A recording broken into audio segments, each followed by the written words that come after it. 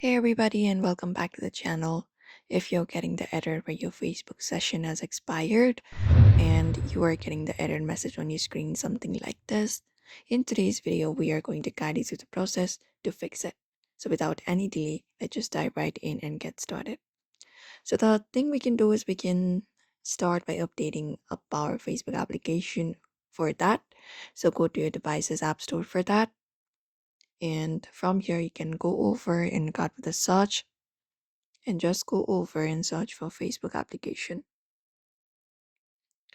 And once you search for Facebook, what you may do is you can look out for the update option, or if you do not want to update, you can look out for the install option and tap on it and clear out the application and reinstall the application again once again on your device. That is one of the method available. Apart from that, you can clear the Facebook apps cache. So go to your phone settings for that, and once you go to your phone settings, you can go over and look out for the option of apps and tap on it. And once you go on the apps, you can just go over and search for Facebook. And once you find the Facebook application, you can go over to the storage section and tap on it. And within storage, look out for the clear cache option and tap on it, or also clear the data if necessary. Apart from that, you can reinstall the application as well, as I said, and just go over and update the application itself from the App Store.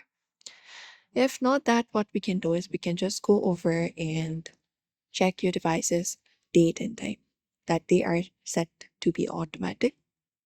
So go to your device's settings for that. And once you access your device's settings, go over to the date and time section. Let's directly head over there. And once you find the option for date and time, you will just select it. And then once you select the date and time option, you just need to head over and look out for the date and time. And make sure this is turn on the automatic date and time. This option is turned on so that you won't be getting incorrect any kind of session errors, because sometimes incorrect settings can cause those things.